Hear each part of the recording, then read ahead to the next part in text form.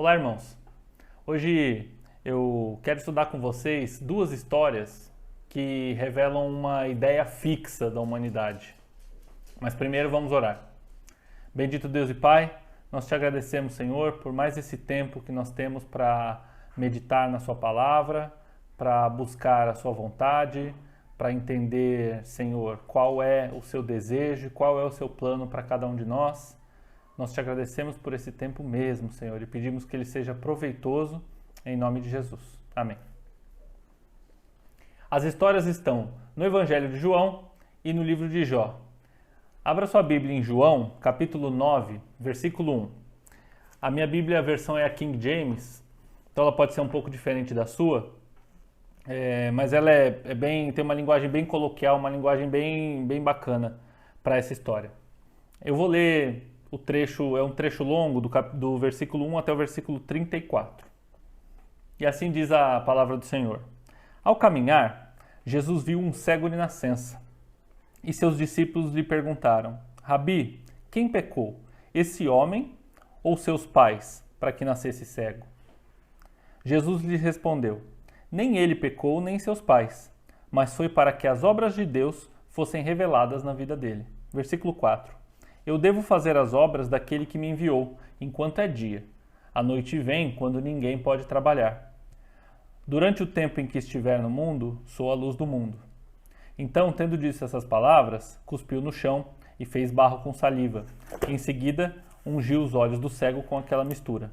E ordenou ao homem: Vai, lava-te no tanque de Siloé, que significa enviado. O cego foi, lavou-se e voltou vendo. Portanto, os vizinhos e aqueles que o conheciam como cego diziam: Não é este o mesmo homem que costumava ficar sentado mendigando? Alguns afirmavam: É ele mesmo. Outros comentavam: Apenas se parece com ele. Ele mesmo, entretanto, assegurava-lhes: Sou eu o homem. Versículo 10. Por esse motivo indagaram-lhe: Como te foram abertos os olhos? Ele respondeu: Um homem chamado Jesus misturou terra com saliva, ungiu meus olhos e disse-me: Vai, lava-te no tanque de Siloé. Então eu fui, lavei-me e recebi a visão. Em seguida lhe perguntaram: Onde está ele? Ao que respondeu: Não sei. Versículo 13. Então levaram o homem que fora cego à presença dos fariseus. E era sábado quando Jesus fez aquela mistura de barro e abriu os olhos do homem cego. Então os fariseus também lhe inquiriram como receber a visão. E o homem tornou a explicar: Ele aplicou barro aos meus olhos, lavei-me e vejo. Por esse motivo, alguns dos fariseus alegavam: Esse homem não é de Deus, porque não guarda o sábado. Outros murmuravam: Como pode um homem, sendo pecador, realizar milagres como esses? E novamente houve divisão entre eles. Versículo 17. Uma vez mais, perguntaram ao homem que fora cego: Que dizes tu a respeito dele, pelo fato de que abriu os teus olhos? O homem asseverou-lhes: Ele é um profeta. Contudo, os judeus não acreditaram que ele fosse cego e havia recebido a visão, até que fossem chamados os pais daquele que recebera a visão. Então o interrogaram: É este o vosso filho, o qual vós dizeis que nasceu cego? Como então ele pode ver agora? Os pais lhe responderam: Sabemos que ele é nosso filho e que nasceu cego. Mas não sabemos o significado de ele estar vendo agora, e também não sabemos quem lhe abriu os olhos. Perguntai a ele, já tem idade. Ele falará de si mesmo. Seus pais responderam dessa maneira porque estavam com medo dos judeus, pois estes já haviam acordado que se alguém confessasse que Jesus era o Cristo, seria expulso da sinagoga. Foi por isso que seus pais disseram: Perguntai a ele, já tem idade. Então eles chamaram de novo o homem que fora cego e lhe ordenaram: Dá glória a Deus, pois nós sabemos que esse homem é pecador.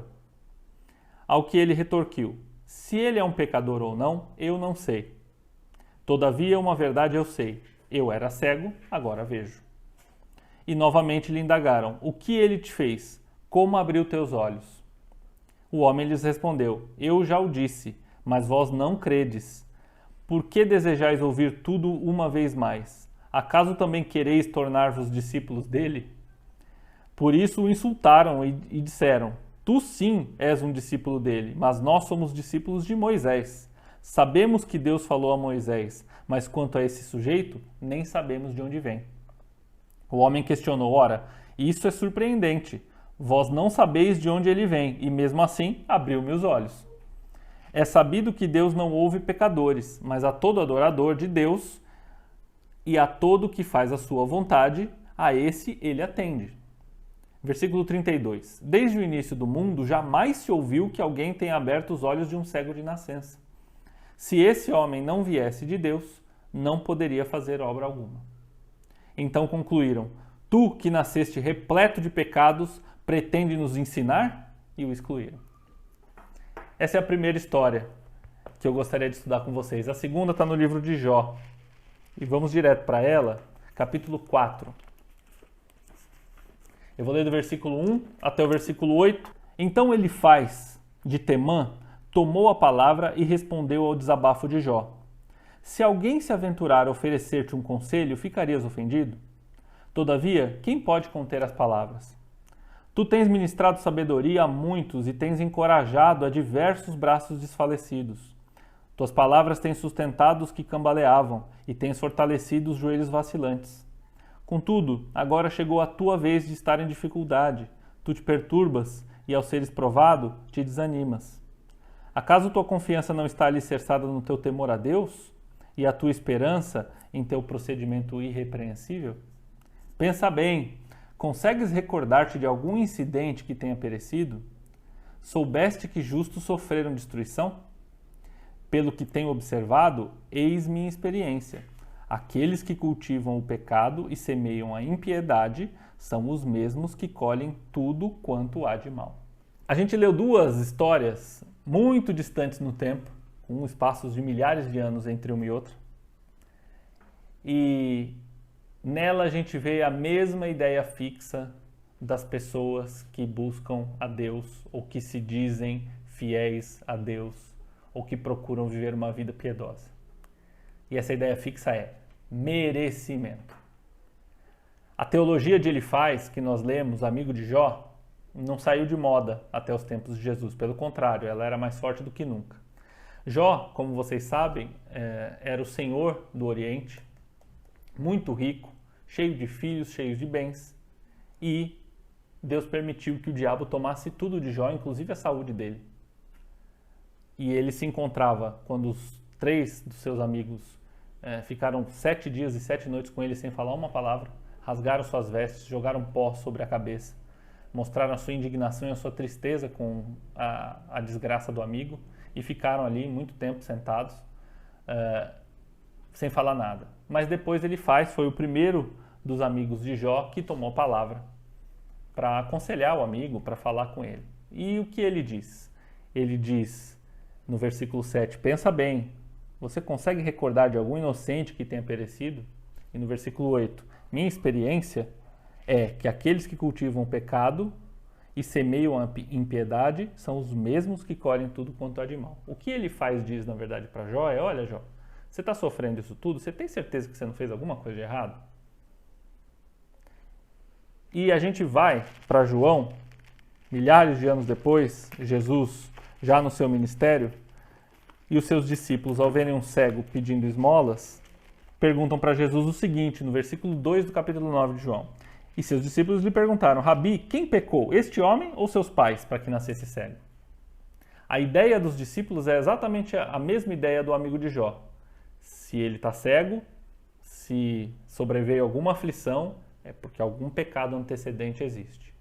Ou seja, nós colhemos os frutos daquilo que plantamos necessariamente. Se existe alguma coisa de errado, é porque nós fizemos alguma coisa de errado. E essa ideia era mais forte do que nunca nos tempos de Jesus. Por isso, primeiro essa pergunta. Depois, a gente vai ver, um pouco para frente, o interrogatório que os religiosos da época de Jesus fizeram aos pais do cego. O cego disse, olha, eu só sei de uma coisa.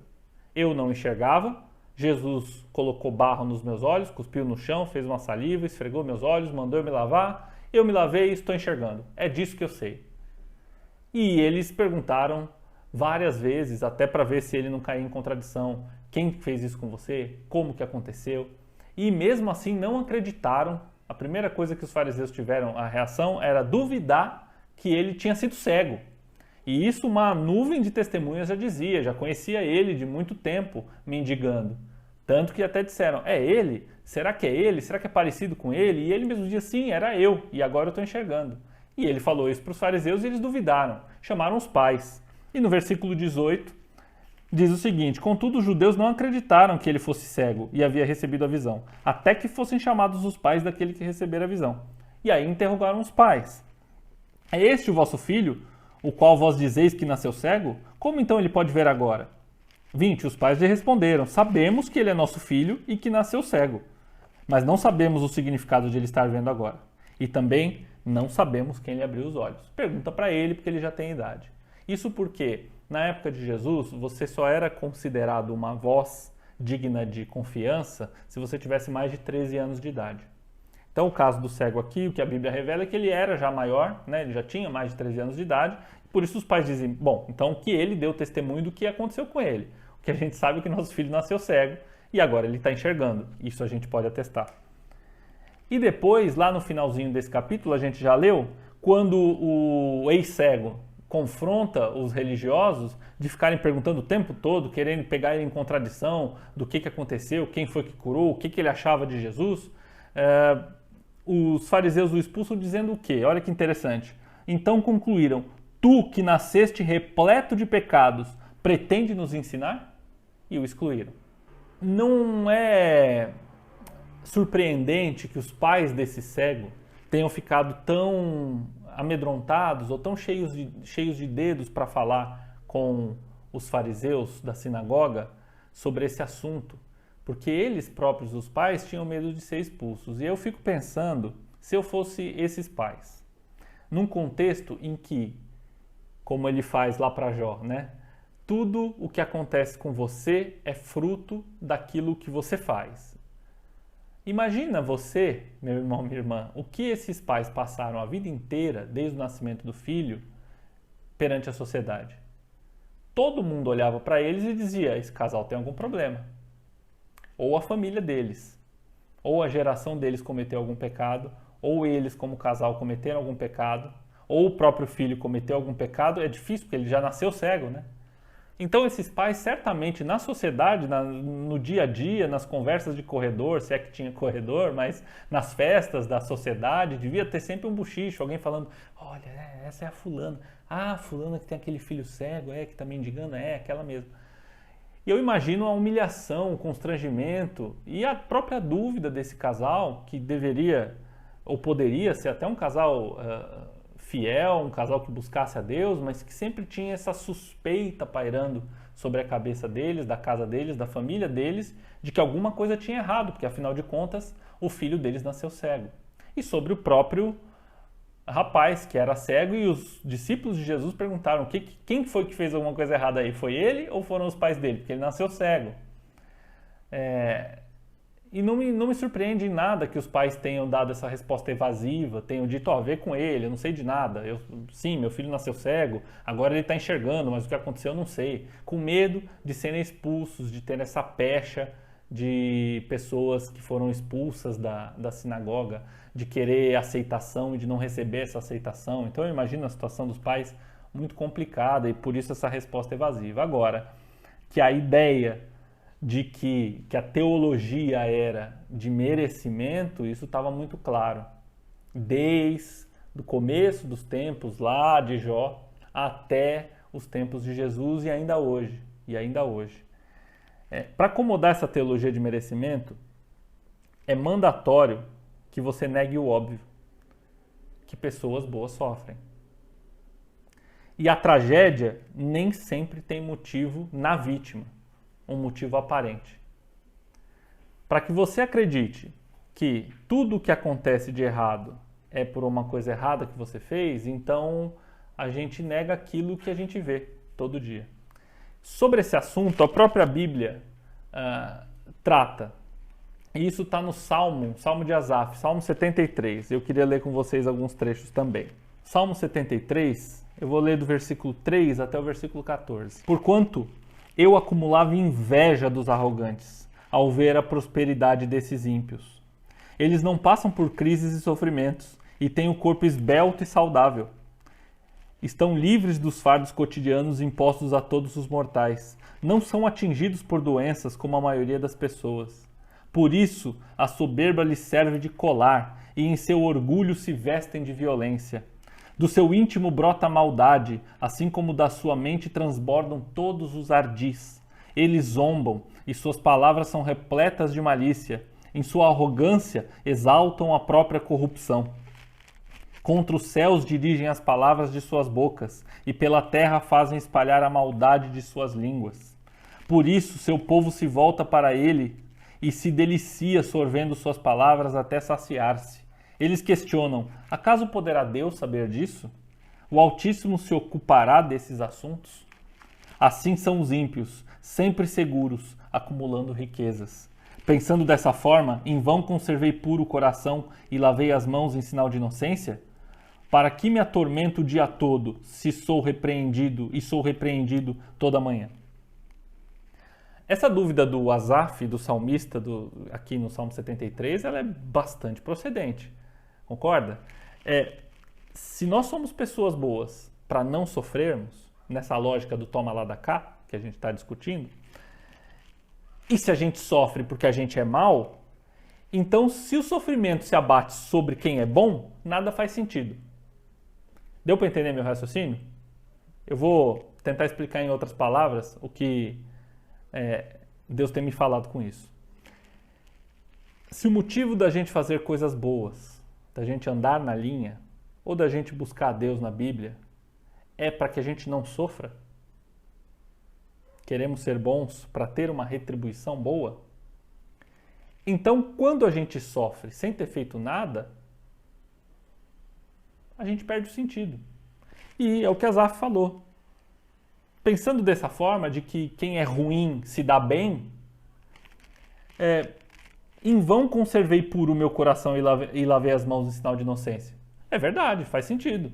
Se eu faço todo esse esforço e mesmo assim eu sofro as consequências do pecado, eu sofro coisas ruins na minha vida, se eu me esforço tanto como Jó, era um homem justo e mesmo assim perdeu tudo, perdeu a esposa, perdeu os filhos, perdeu os bens, perdeu a própria saúde e perdeu os amigos também, se a gente continuar lendo o livro de Jó, a gente vai ver isso. Então para que eu fui bom esse tempo todo? A dúvida procede. E é por isso que nós precisamos ter foco não nessa teologia, e que ela ainda existe até hoje, de que se as coisas estão erradas na sua vida é porque você fez alguma coisa errada.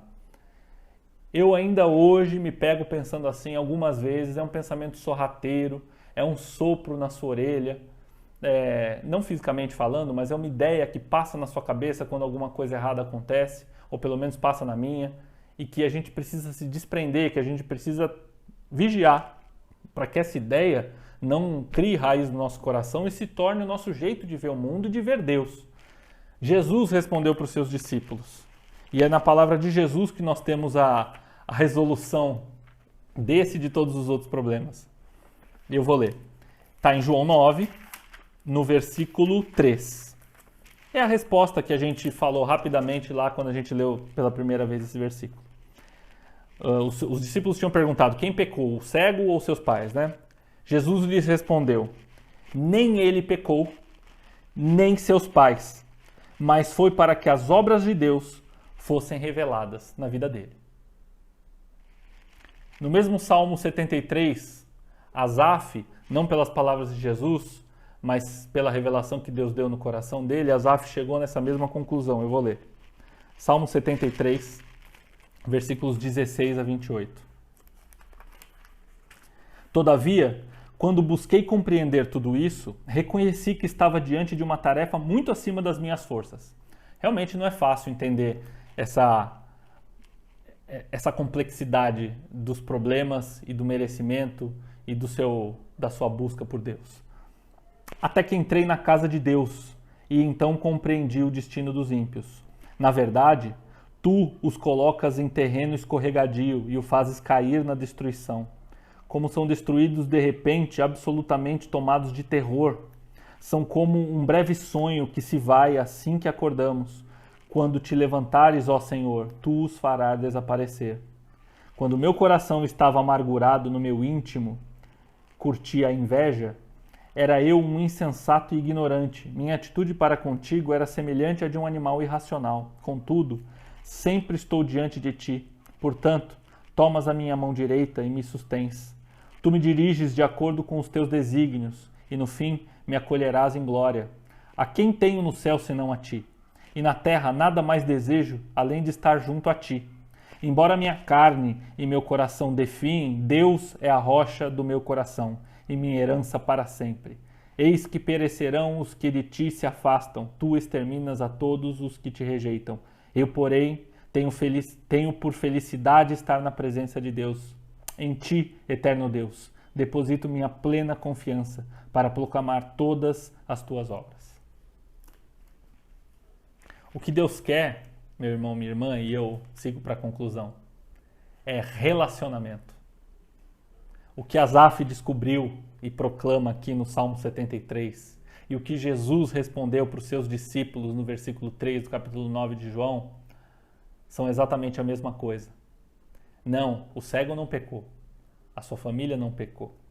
Essa cegueira não é fruto, não é retribuição dura de Deus por pecados cometidos.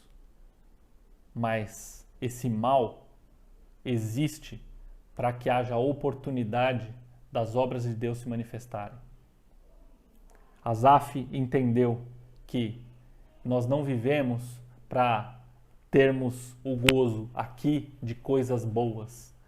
Nossa relação com Deus não é uma relação de toma lá da cá. Somos fiéis para termos coisas boas.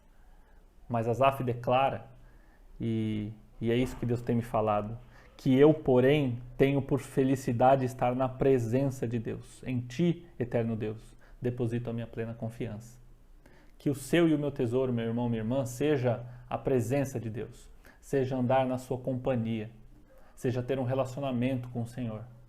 Encare o seu problema e a sua dificuldade como uma oportunidade de Deus para trabalhar na sua vida, para uma oportunidade de você conseguir enxergar a mão de Deus movendo a sua vida, para você poder ouvir Deus melhor, para você poder entender como Deus age, para você estar mais íntimo e mais junto do Pai. Esse é o desejo de Deus na pessoa de Jesus para mim e para você, ter um relacionamento conosco. Que essa palavra possa produzir frutos na sua semana, na minha semana e possa nos abençoar. Vamos orar? Senhor, muito obrigado por esse tempo, por essas duas histórias que a gente leu de Elifaz, a história do cego do tanque de Siloé e também, Senhor, pelo Salmo de Asaf. Obrigado, Senhor, porque o Senhor tem usado ainda hoje os teus servos para falar conosco. Muito obrigado pela tua palavra, muito obrigado por essas 3 reflexões, essas 3 histórias, Senhor, separadas no tempo, que o Senhor as reuniu nesse livro para que pudesse iluminar os nossos caminhos, Pai. Nós queremos te agradecer e pedir que ela não volte vazia, mas que essa palavra gere frutos no nosso coração, para a justiça, para a tua glória, Senhor. Em nome de Jesus. Amém. Deus te abençoe e uma boa semana.